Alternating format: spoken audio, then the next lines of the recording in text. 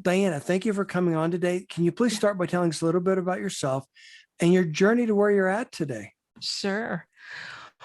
Well, a little bit about myself. I work for Retail Voodoo. I have been working with my business partner, David Lemley, now since 2006. Only in the most recent years did I become his business partner. And we are a brand strategy consultancy, for lack of a better description. We help brands reinvent themselves and build themselves into something new. So, for example, and I should say, it's all the way from the business of the brand all the way through the activation, design and activation. And we typically work with food and beverage and wellness brands in the better for you category, but that category is the definition's becoming a little bit squishy. So we're just extending it out to back to food and beverage brands that have a better for you bent. Does that make sense? Yeah, it does. Well, I mean, I think everyone's trying to look toward healthier brands. Yeah. And so absolutely it makes a lot of sense. Yeah. It's a little bit tricky in this way because better for you has, better for you kind of is the extension of natural and organics. Once we started to bring science technology in, couldn't say natural and organics now. So we say better for you. Better for you gets really slippery because if you're comparing it against a fried chip or a hamburger, there are big swings of better for you in there. And it's no longer just like the best of the best or the most cleanest diet or the most cleanest food. The problem that we've run into in the last several years, though, is this kind of better for you category tends to skew upper middle class Caucasian culture, flavor profiles, and subsequently marketing in that space, and kind of leaving a whole segment of the US population off the grid, kind of making some broad assumptions that there's no interest in the product or in becoming healthier. But really what it comes down to is our innovation isn't really necessarily pointing towards those people. And then we also haven't recognized that there's 100 steps between eating something fried and eating some kale. And so that's the reason why better for you has become pretty slippery, because it now encompasses 150 steps between a really horrible diet and the best diet you could possibly have. Does that make sense? It does. Actually, I want to challenge that a little bit. So by the way, first of all, David was on podcast episode 147. So okay, he announced his new book. So that was a lot of fun to be able to be a part of that, part of his launch. But so better for you. A lot of people, you're right, it is a loose definition. And as an industry, because we could not get our stuff together, the term natural doesn't mean anything. Not anymore, no. Yeah, it doesn't. It does. So, and better for you really doesn't mean anything either. But yet I define better for you as meaning more clean label, easier to understand ingredients, etc. And what I find is that there is a huge drive toward finding food as medicine. Let's just put it that way. Let's go toward there. That's true. And so one of the opportunities, the biggest opportunities, the understated opportunities in my mind, is finding ways to help consumers find products that help them find that food for medicine, that better for you product. And one of the things that I think we fail as an industry, and then let me get your thoughts here, is that we do a lousy job at communicating the value of it. Let me explain. If I go to the store and I buy the cheapest generic bread and I eat it, I'm hungry before I finish eating it. If I eat the best mainstream bread, then I may be satiated for a couple hours. However, if I spend a few pennies more and I buy the best organic bread and it provides my body with the nutrients that it needs, well, then I might be satiated longer. Therefore, spending a few more pennies at shelf is going to satiate my body longer. Therefore, that bread, spending a little bit more money, provided my body with the nutrients that it needed. Therefore, it was a better spend. It was cheaper in the long run. And my point being is that if we could communicate the value, not the cost, not the price, but Right. the value of those products, I think that we do a much better job of selling these products. Your thoughts? Yeah, I think that you're right.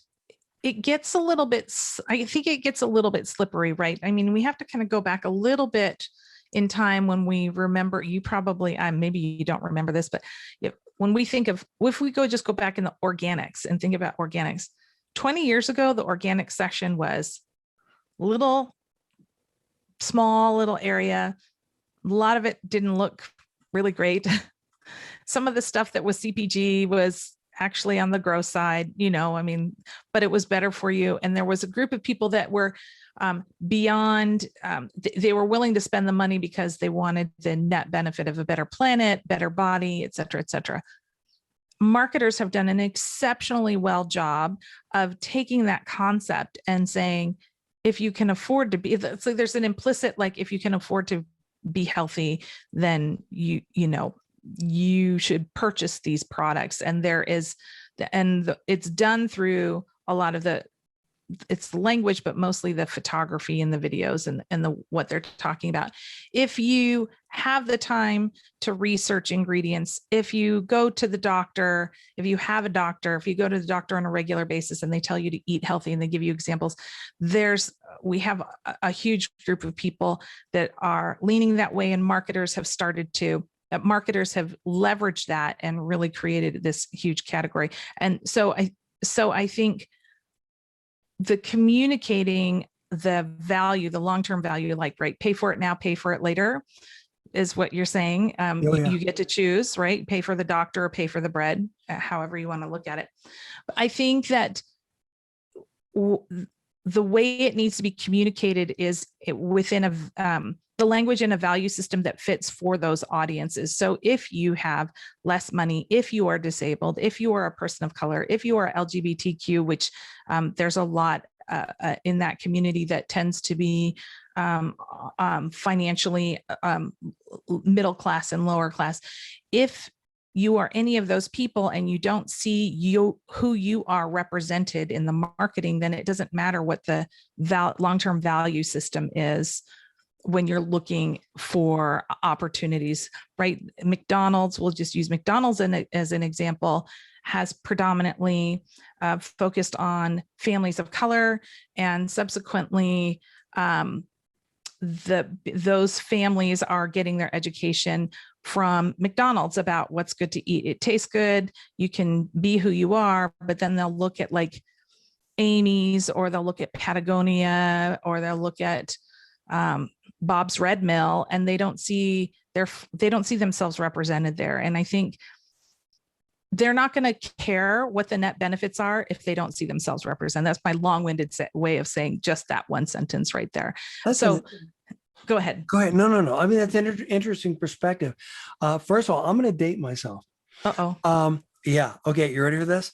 I'm ready. I started eating food. I mean, when I started going to the grocery store, yeah, it was before organic was a thing. I mean, literally, okay, we ate organic because that's all we ate. It was before, right. I mean, so anyhow, dating myself. But the point is, so I went through the transition of better living through chemistry and and the processed foods, and how we learned how to get higher yields out of crops. And we were taught, we were misled, or I believe, led to believe that was a better way to feed the world. Right. And then feed the planet. And it was better for the environment and stuff, which are all lies, I believe. Right. Proven. And so I've seen that evolution. To your point, you're correct in stating that a lot of the foods that you see today are marketed to people in such a way where they dumb down the product in such a way where it doesn't show the value.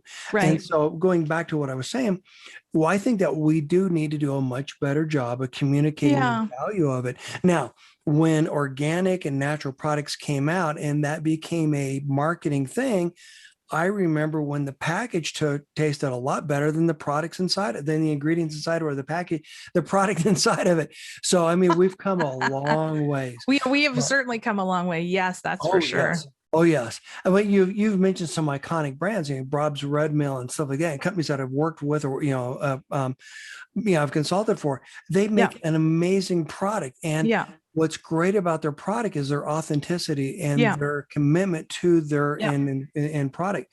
Yeah. And what I love about products like theirs specifically, and this is not a commercial for them, is their ability to connect to the end user. Yes. Another one that's in your backyard is Tofurkey. Seth was Yeah. on the podcast. Oh, And Seth really? talked, yeah, he a great episode. You got to go back and listen to it. And he talks about how hippie changed the way that we think about food, plant-based food, et Yes. cetera. But the point is changing the way that we think about eating and the way we think about Yeah. food and the way we think about diet. And Yeah. so, in fact, actually, I'm trying to think. Oh, one of the, I can't remember the podcast episode. If you think about the food pyramid, you're going to love this part. I mean, this really brings home what you're thinking about. The food pyramid is designed around, it's not designed around the way people should be eating. It's not designed, how do I want to put that? Um, if you think about the products that are in the items that are inside the food pyramid, Yeah. if you ate that way, you would be really unhealthy. A lot of carbs, a lot of Mm-hmm. unhealthy things in your diet. So the Mm-hmm. point being is that we need to radically change the way that we think about food, the way we are eating. And so to that end, so the brands that you're working with that fit within that mold, how do you help them? Well, part of what we do is we look for, I always say you have to look for what you can't see. I know that's so weird. Have you heard of the like, you know what you know, but you don't know what you don't know? Oh yeah. Okay, so it's a little bit of that. So I was talking with oh, I don't remember who it was now, a while back, and I was like, part of finding opportunity is to look at what the research isn't telling you about what's possible. And oftentimes we will have clients that will come to us with, we've got somebody in the shop, they have more research than we have ever seen in our entire life, and they're stuck because they have a lot of redundancy in the research, and they're trying to find an opportunity, and they keep looking at what's being told to them instead of looking through and going, what are we not seeing here? And it's a practice of, we've always done that. What are we not seeing? Because that's where the opportunity lies. But we're doing this now a little bit more where we're trying to go, okay, so I was on a podcast last week, and I was talking about the fact that I'll use Vital Proteins as an example. I'm sorry, Vital Proteins, I'm picking on you guys again today. Collagen.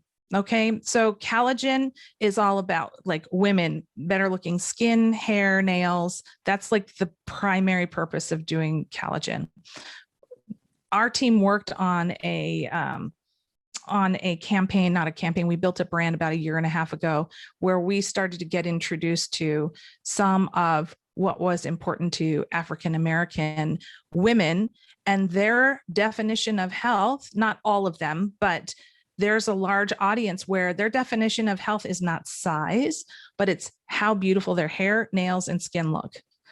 And yet Vital Proteins is using Jennifer Aniston to promote their product to a group of people who already know about how to live healthier lives. But they're not looking to this whole other audience because they're just going, who's already buying collagen? I want a piece of that pie.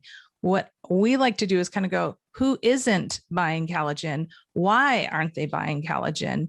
And do they want it? I'm just, again, using Vital Proteins. And so what we do is we kind of go, okay, if we're looking at the naturals industry and this is what the category looks like, who's not being represented in here and why? And then we're going to build out innovation around that. And then we're going to start, if as it makes sense, you can't make somebody buy a product if it doesn't fit them, but build out innovation, because if we find out that there's a large culture that likes mangoes, but Caucasians don't like mangoes, and we're testing a mango flavor with mostly Caucasians, then mango's going to fail. And so then that product never makes it to market to a whole audience that's waiting for a mango flavored whatever. So we're always looking for, what do we not see? What is not being represented? What are we not being seen? And then go, why is it not being seen? And then answering it. And I think that's where the naturals category can probably start to be able to help a larger group of people than the category currently is. And we're in the naturals industry too. So, I mean, we're part of it. We're just trying to kind of go, disabled people have a set of needs, a whole bunch of different set of needs than we do. And et cetera, et cetera. I don't know if I answered your question. No, you did. And so I want to explore this more, because actually this is something that I do too. And I figure I'm going to ask you some more questions first. Yeah. So how do you identify what those answers are, what those needs are? Very good question. And that would not be an answer for me or a question that I could answer. That is my team, right? My team, David is included, that probably one of the most brilliant strategists that I've met. That's gonna be not me to answer that. I wish I could, but that's not me. Well, the reason I ask is this, and actually David and I talked about this. So a lot of brands use what they call focus groups, and focus groups are comprised largely of people that just come in randomly. Sometimes they might have an interest in your, using your example, in that subject area, but they're not necessarily users of the product, or not necessarily core users. Okay. Right. Core users, meaning people that are kind of dyed in the wool that get it. Yeah. A vegan versus somebody who likes vegetables. Okay. And the point being is that you want to talk to people that walk the walk and talk the talk. Right. And so my point being is that you need to have a community of people, like-minded people that get it, that understand it. So let's back way up. When I think of the natural channel, I describe it to people as a religion. And the point being is that if you understand why organics are important, or you understand why natural is important, it's very similar to religion. It's something that you feel in your bones. It's not something that I can put in a Webster style dictionary quote. It's something you feel.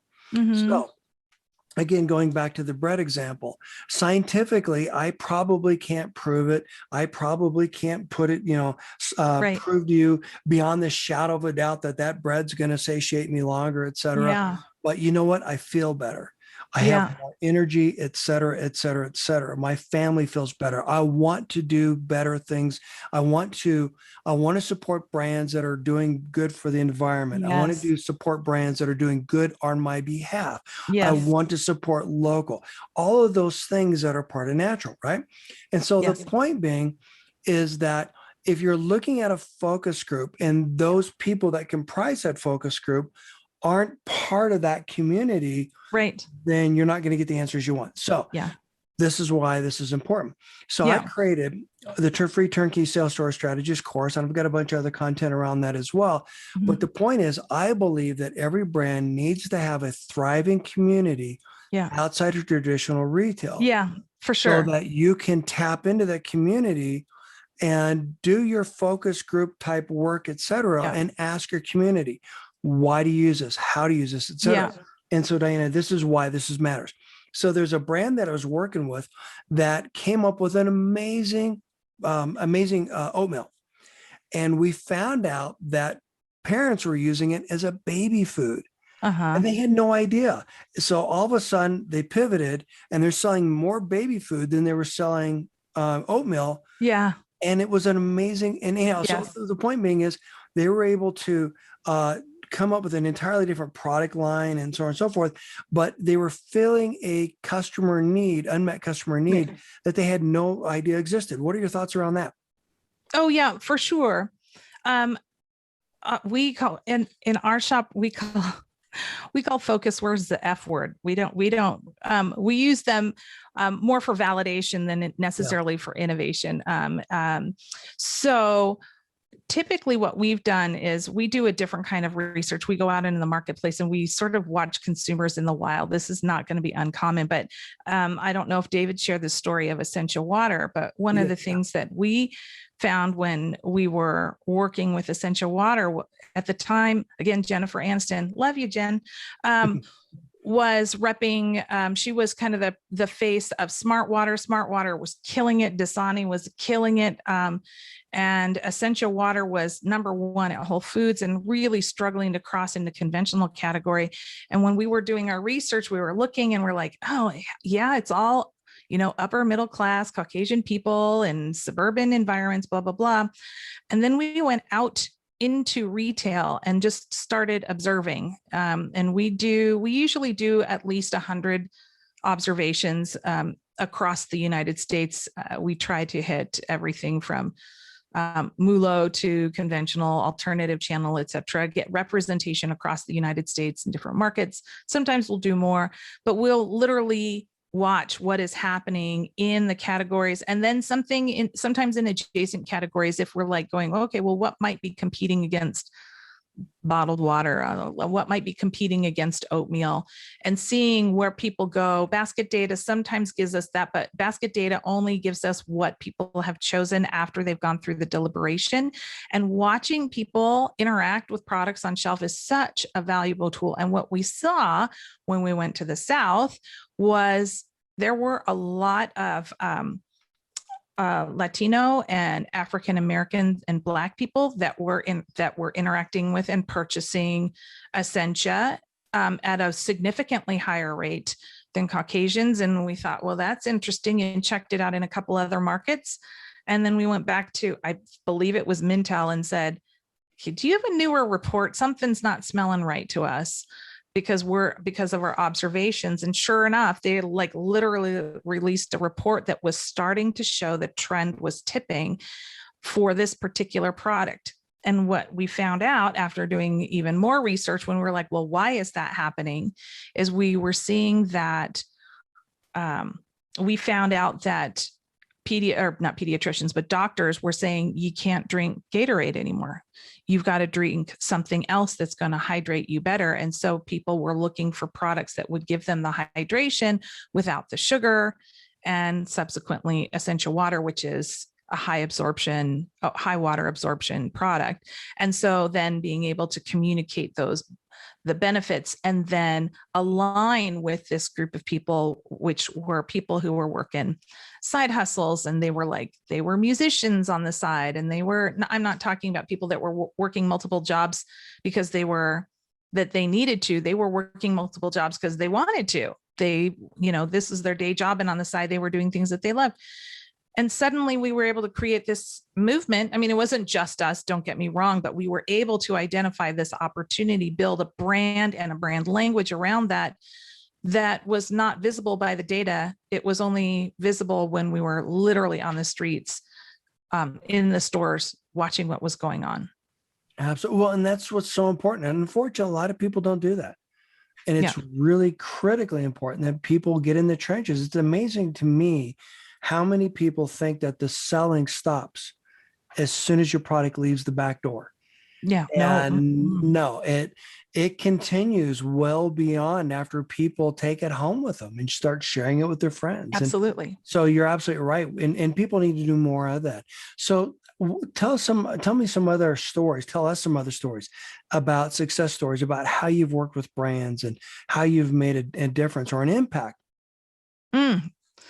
Well, one of the projects that I mentioned earlier, Answer, is a supplement brand, and I'm particularly excited about that one. First of all, because in a year and a half, this company is exploding. But secondly, it was addressing the needs of a marketplace that was completely underserved. We were brought in to the project. It's called Answer, for those that might be interested in checking it out, ANSER, and supplement brand that was conceived by Tia Mowry from a long time ago, sister, and she had struggled with all sorts of health issues growing up, and was not really given much advice on how to live a really healthy life until she was into her adulthood. And she was looking around, and she's like, I need to create a supplement brand that addresses the needs of my sisters and my family and my community. And so we were brought in on that project. and were able to create a brand that spoke to an audience that had never been spoken to directly before. And it's growing like gangbusters. It launched, incidentally, like the best time you could launch a supplement brand, January 1, 2020, and then 3 products, and now they're over 20 products, and they're just killing it. And it's started out exclusively DTC. Now they're in Target. They moved into Amazon quite quickly, but really smart. They're not really doing much of a big push by way of paid spend, although it helps that Tia herself has such a large following. So they had it really engaged audience from the very beginning, right?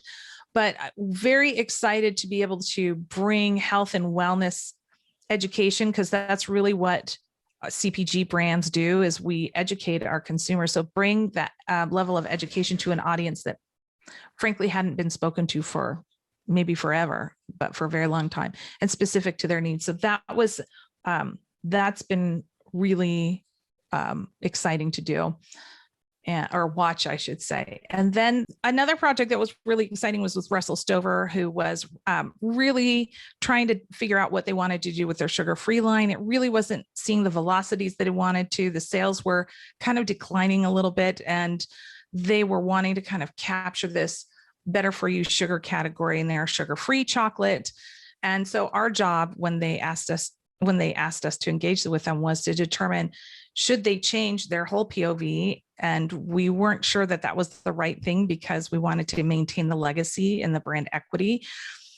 Or should we do a little chiropractic on it? So when we did our research and we were looking out in the world of chocolate, and now Lily's is coming in. This is a few years ago. Some of these really amazing sugar alternative products that were coming in here. And what we found was they had really been focusing on an audience that was where sugar-free was the booby prize.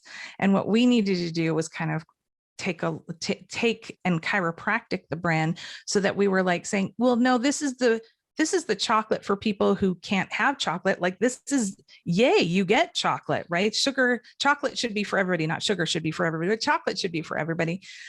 Some of that learning was literally being in the store and watching how people were interacting with products in the store. I mean, you can dissect it scientifically. Packaging, branding can be dissected using data. There's also, obviously, there's mathematics to packaging and making something that works really well on shelf outside of just the beautiful design. But watching how people interact in the store, walking up and down the aisles, what they pick up, what they don't pick up, those investigations, I think, give so much more data, and you can get so much more information in very short bits of time than you can looking at piles and piles of data. It's just crazy that way. Yeah, no, it's amazing. Well, good stories. Let me back up and let's talk about Answer. Let's use that as sort of a case study, because I think it's very relevant. And the reason for that is, like you said, the pandemic. I mean, it's something that everyone understands. Yeah. So as a case study, what was the problem she was trying to solve? And don't take this wrong, but who cares? What was unique or different about the product? Yeah. What was unique selling proposition? What was the solution that her product was offering? And then how did you position the brand? And then how did you identify the consumer that was interested in buying it? All of those things. So in other words, I'm a brand coming to you. Yeah. Why do I go to you? What are the things that I don't know that you're going to help walk me through? Mm-hmm. Because I think that's what's really interesting here, is not that you did it. That's cool. Right. But how do you help me? How do you help guide me down that path to success? Does that make sense? It does. I will do my best. Okay. Right? So again, because David is the strategist, and while I've worked beside him for many, many years, I've absorbed a lot, but I am not David. So I'll do my best. So in the case of Answer, it's a little bit tricky because she came to us very specifically or came to us, her and her team, because there's an entourage that comes with a celebrity when you're building a brand. And her and her team came to us and said, I want to build a supplement brand for people that are like me. And so our job was to refine the audience definition, but we did already like put a stake in the ground of kind of loosely what we were looking at. We were looking at mostly people that were Black and African American, and also in the Latino population. So that was kind of the audience. And the goal behind that was she was wanting to overcome what she saw was an outage in the marketplace, then products that she had wished that she had access to, and education that she had access to.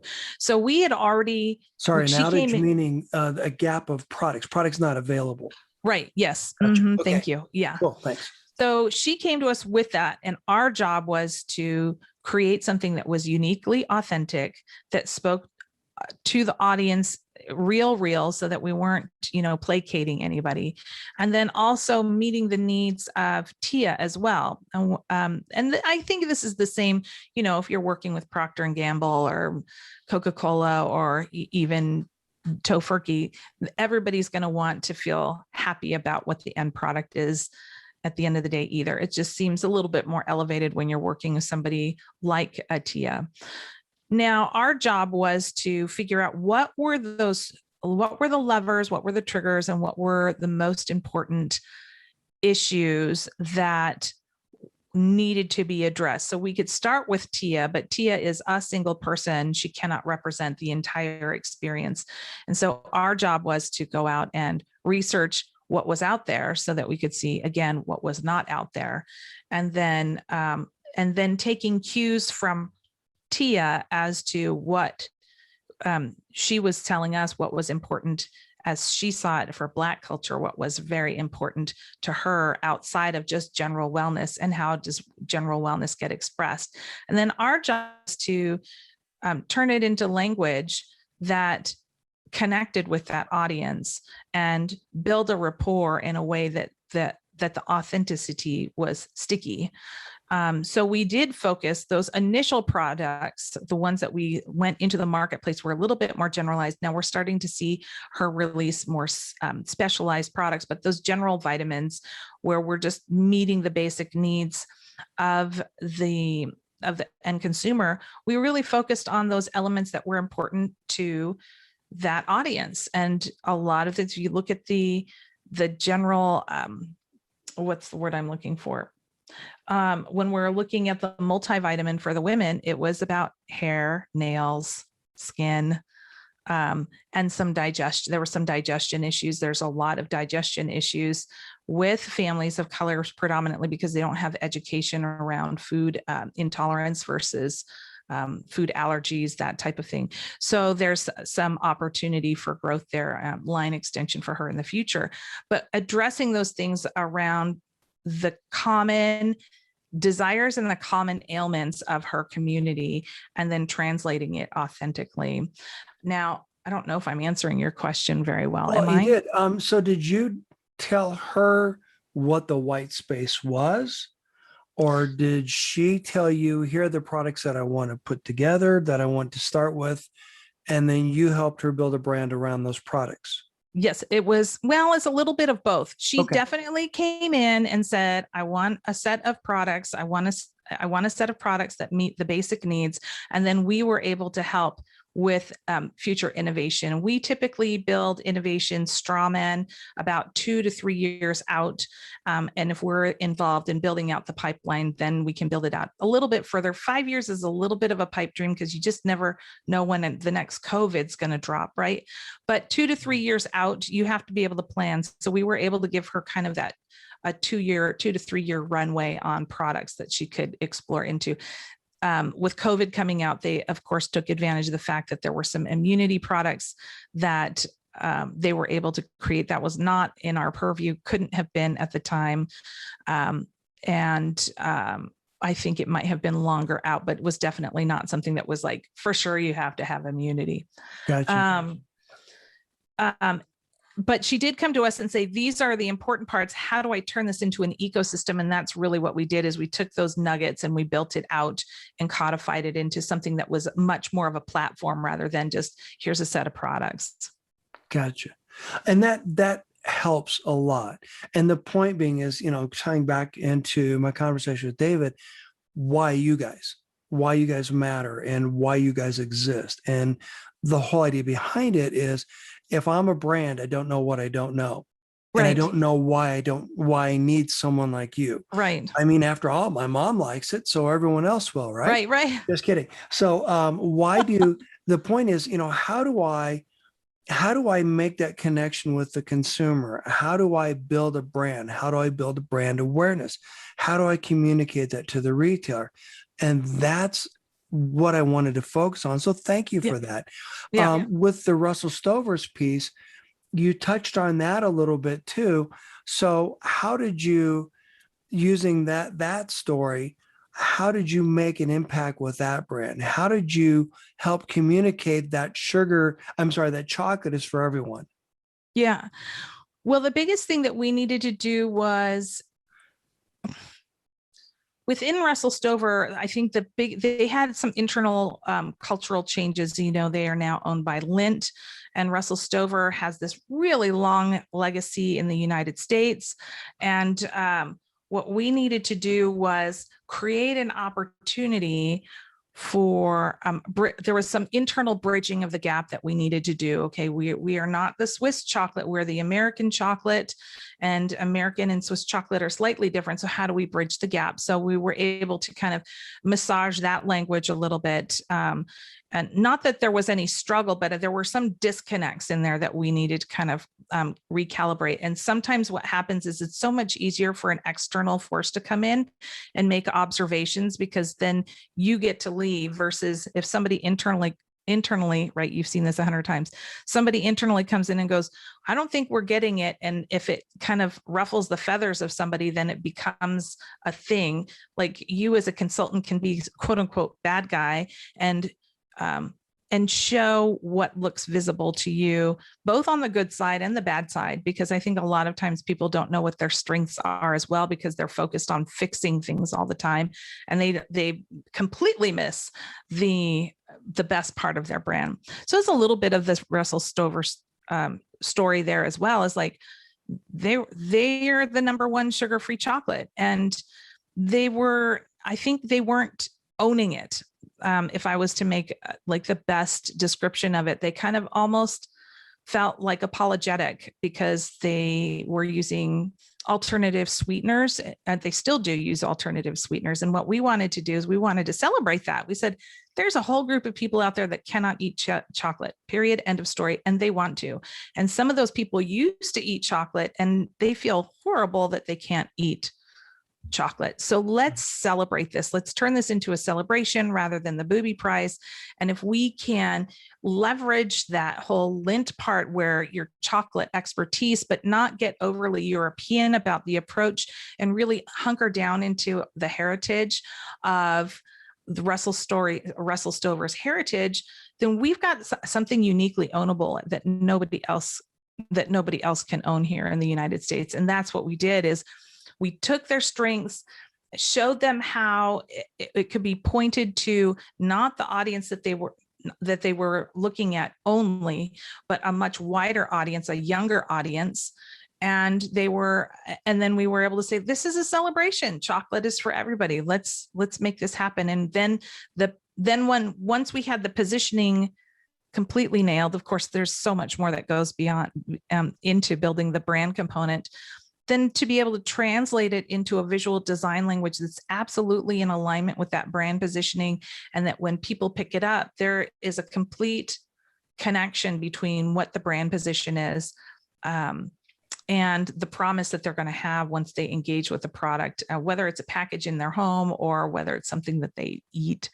But we saw really tremendous turnaround in their sales, like really significant change in their sales, and retailers were absolutely quite thrilled. They like velocity. So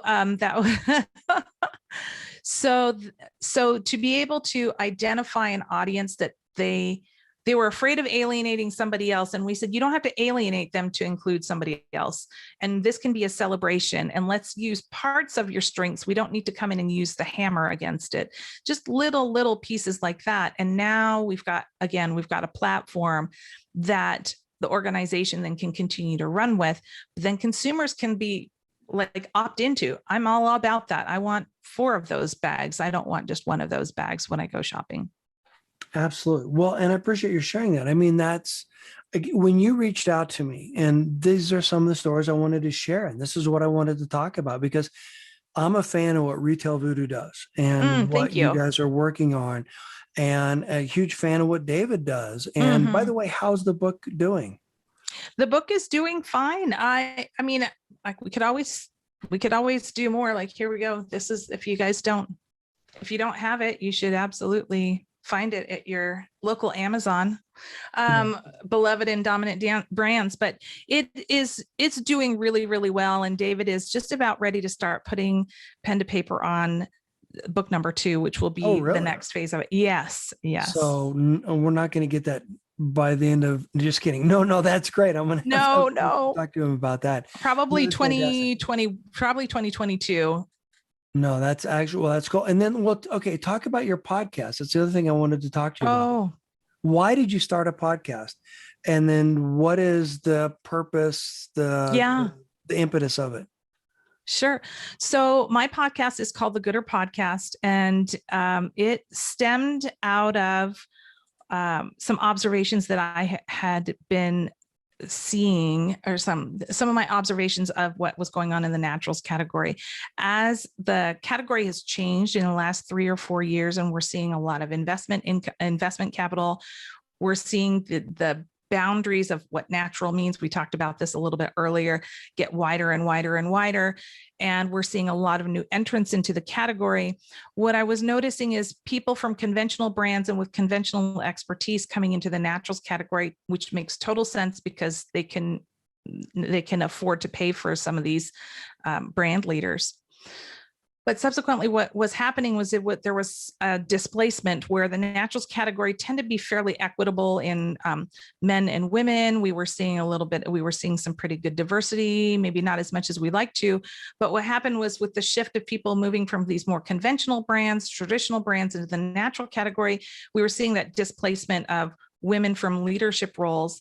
And my desire, I really wanted to just kind of bring women and diversity, kind of elevate women and diversity in this natural space, specifically because 2 reasons. One is women are the primary shoppers, still the primary shoppers, still have the major influence on household shopping. And I really think that we really need to make sure that women are staying visible in leadership in the natural space. And then secondly, the natural space tends to draw people in there that want better planet, better equity, better, you name it. Like they're the caretakers of the planet. And that tends to be more reflected by women as well. And if we're going to take the naturals category and make sure that the naturals category is taking care of everybody, we want to make sure that the people who naturally have that visibility and that desire and direction maintain visibility and keep the conversations open and fluid. Because sometimes what I'm seeing, especially with all this investment capital, is a lot of narrowing and focusing on what's going to be profitable, what's going to be profitable, what's going to be profitable.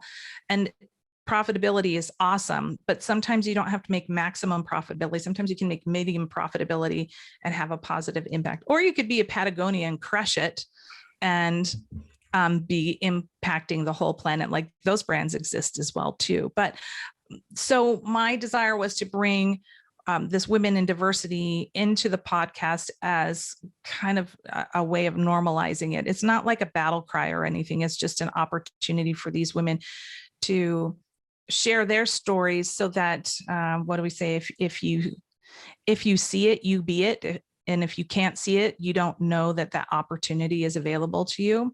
So I can tell you that in my search for podcast guests, and maybe your listeners and even you might know somebody, there's not a lot of diversity still predominantly Caucasian driven, the women still predominantly Caucasian, coming from means. And I know when I speak with women who fall outside of that category, they'll say, yeah, I was in Coca-Cola for X number of years before I saw really significant diversity, or in smaller to mid-sized organizations. It's changing rapidly. The events of last year have certainly elevated all of the diversity components, but I just want to kind of, I've just found that that's my passion. And the women that I'm meeting, and the men, quite frankly, there are a lot of men who are proponents of this kind of diversity as well. But the women that I'm meeting are pretty fantastic, and a lot of their stories are spectacular. So are you only having women, and are you having any men on the podcast too, or just women? Just women right now, but my Okay. podcast is shifting a little bit. Okay. And so keep your eyes peeled in the next several months, that I think the platform is going to be changing a little bit, where we're just going to be focusing on just how to be better brand stewards for the planet and towards diversity and human rights and planet rights and all of those types of things. Those are still really powerful.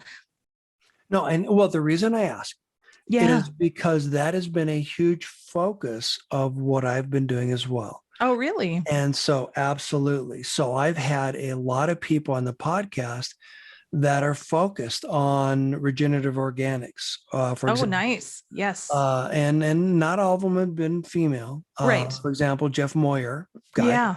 But Patagonia, Yeah. and for example, but a lot of women as well.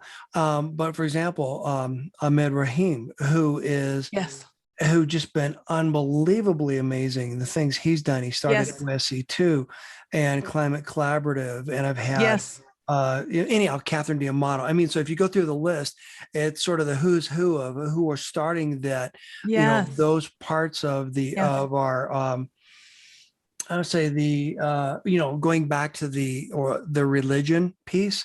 Yeah. Those have been the disciples of natural, Gary Hirschberg, John Foraker, Cheryl Lachlan, et cetera. So anyhow, check that out. But so, I mean, I applaud you for what you're doing.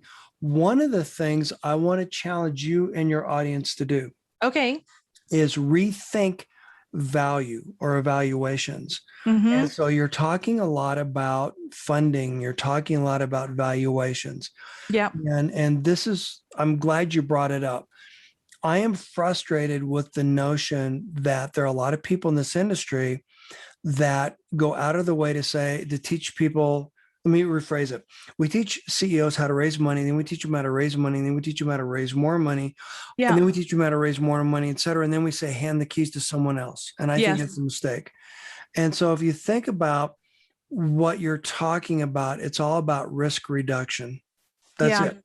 Yeah. And so if I can help a brand reduce the risk to a venture capitalist, to an investor, to a bank, to a big brand that might buy them, and make that brand more attractive, then give that brand more room to negotiate, more room to maybe get better terms for ingredients, et cetera.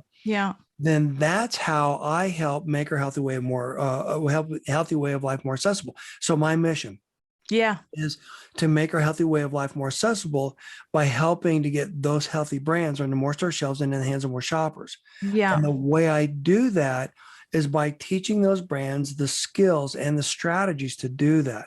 And the point being is that if I can help those brands identify those strategies to level the playing field, to all that stuff throughout the podcast episode. Now, this will be podcast episode 263 or 4, something like that. And so the point being is that that's how we make a difference, by bringing you on, by bringing David on, by bringing all those other people thought leaders I brought on. So I applaud what you're doing.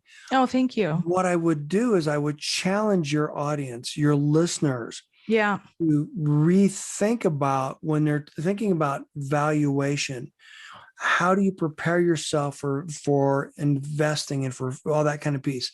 Yeah. The challenge is today we don't do that. Yeah. And that is a big piece of where I'm focused. So for example, Yeah. trade marketing. Yeah. Trade marketing is a deep hole. It's a Oh my black hole. goodness. That's the So truth. it is. So 25% of a brand's gross sales is tied to trade marketing. Trade marketing is designed to simply be to get your brand in front of a new customer. That's it, period, in a sense. Yeah. And yet 70 to 90% of those dollars are wasted or ineffective. Okay. Mm-hmm. So if I could teach a brand how to more effectively manage their trade funds, Mm-hmm. just one thing, for example, Yeah. that is one way to make the brand more solvent, to make the brand more attractive to investors. And it's just one of the many things I talk about. So that's one of the things that if I can help your audience with, Yeah. I would be honored. So, and in Okay. fact, on that note, I would love to have a conversation with you and get deeper into that if that's something of interest to you. But long story short, I think what you're doing is great. I Thank think you. what David's doing is great. I think this is how we raise the bar Yeah. natural. Yeah. And going back to that religion that I was talking about earlier, this is how we help those brands succeed. Yeah.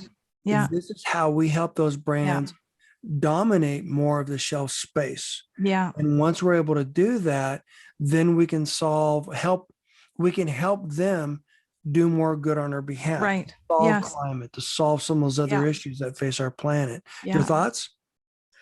Oh, absolutely. Our website, we're relaunching a new website in about 2 weeks and Oh, repositioning ourselves. And we are really stepping into the building. We build beloved and dominant brands, and they are beloved and dominant because they're sticky and they work and they have traction. And I think I really think that their consumers want and more. They're so much smarter. We're as consumers, just in general, I'm lumping myself in here. We are so much smarter as consumers now than we were 20 years ago, 30 years ago. We were a little bit more just like, oh yeah, this looks great, throw it in my cart. Now we scrutinize everything from ingredients down to packaging. And even my kids were watching television and they'll start, talking about an ad. Well, that was dumb. Why would they do that? We're just, as a consumers, we're so much smarter. And I think we have higher expectations of those brands. And I think that we don't have to be wasteful with our trade spends. I think we can create sticky brands that people can identify with and want as part of their day-to-day lives, the ones that they feel are badgeable. And I think where we get lost, and I'm just going to put all the brands, all of us in the industry, where we get lost is when we get excited about things that don't mean anything to anybody but us. well, and on that note, sorry, were you finished? Nope, that's okay. That's all good. Okay, so and on that note, kind of going full circle back to where we started this conversation.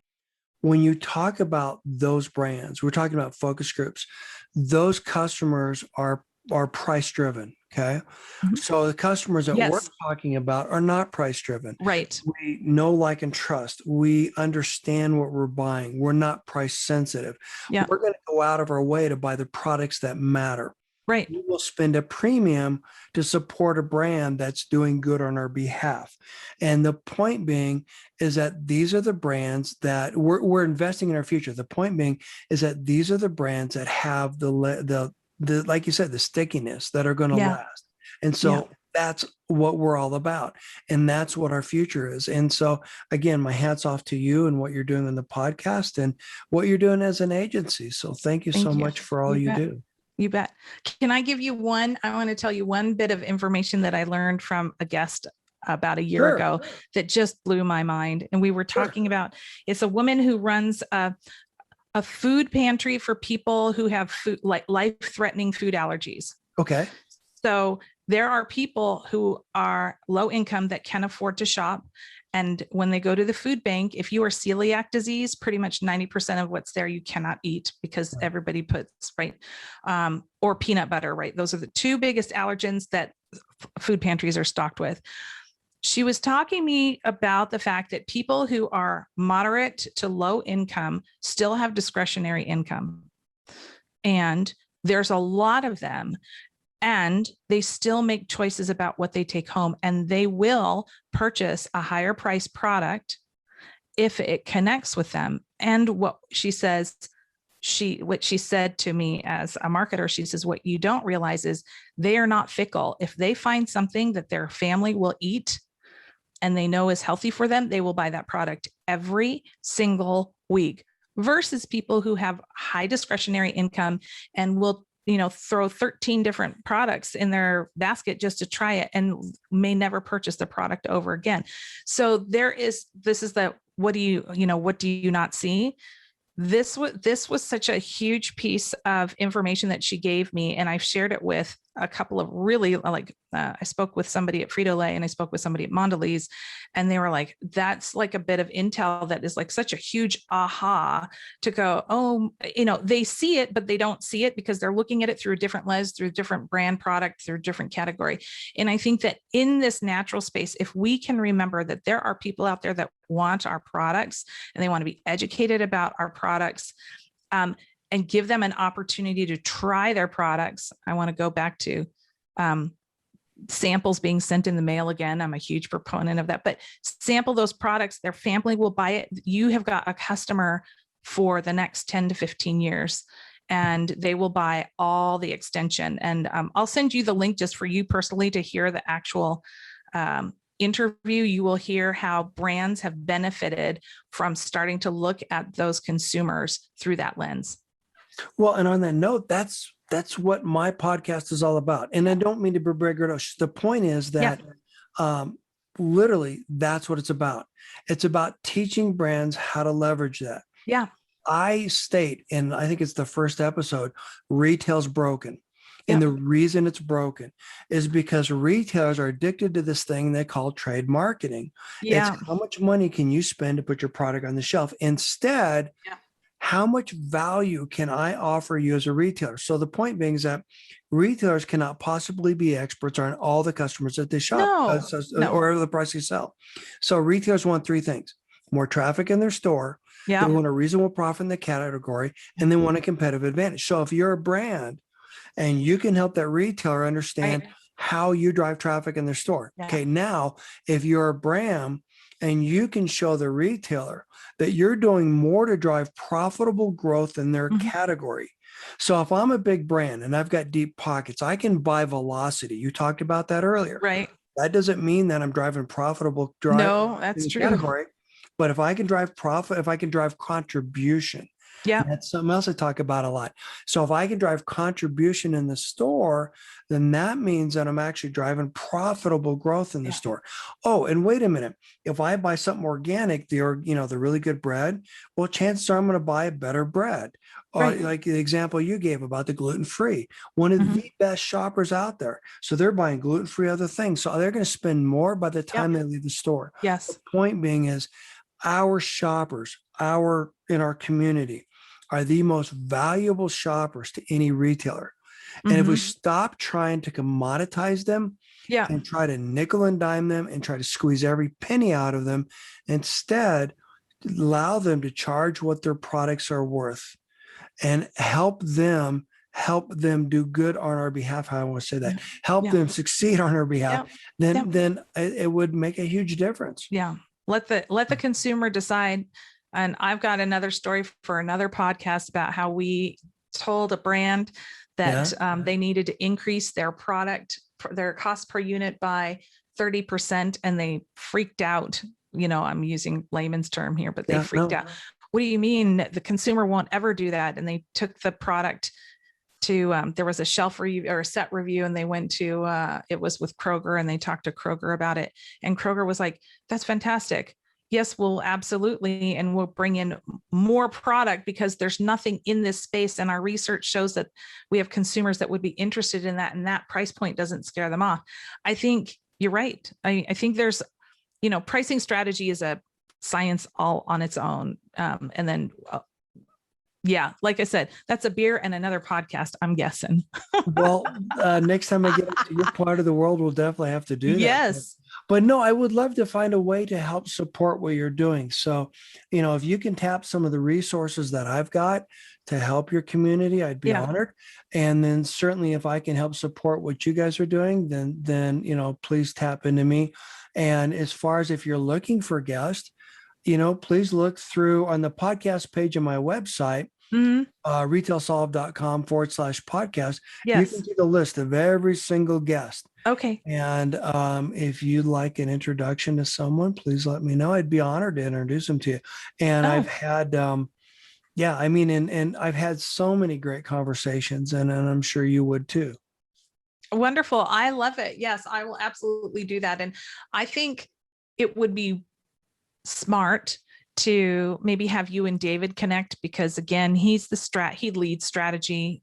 Leads the strategy team, and he's going to be far more well-versed on how to plug you in to the type of work that he's doing. That's a little above my pay grade. No, He's no. got to be his expert. I got to be my expert, if that makes any sense. Well, but I mean, even to your podcast audience, I mean, for example, just the basic stuff. Yeah. The podcast is my website. I've dedicated as a free resource to help our community. Okay. On my website, in fact, some of the podcast episodes, I started a 30-day challenge to prosperity, which Oh, I is love it. free. Yeah. I mean, they're short episodes. And the Yeah. cool thing is that they're inspirational podcast episodes that support some of the things I'm talking about stuff.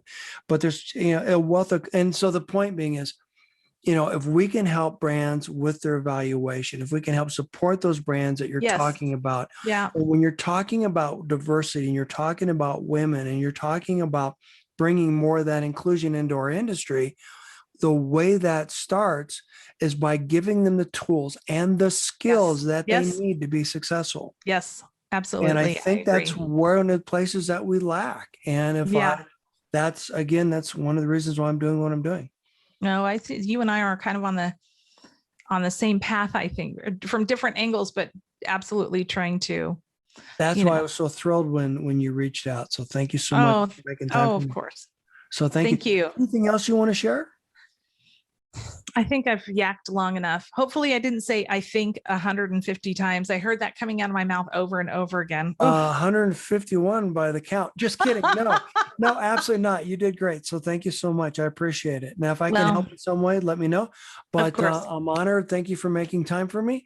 And I look forward to our next conversation. Excellent. Thank you. You too. Have a Thanks. wonderful, wonderful day.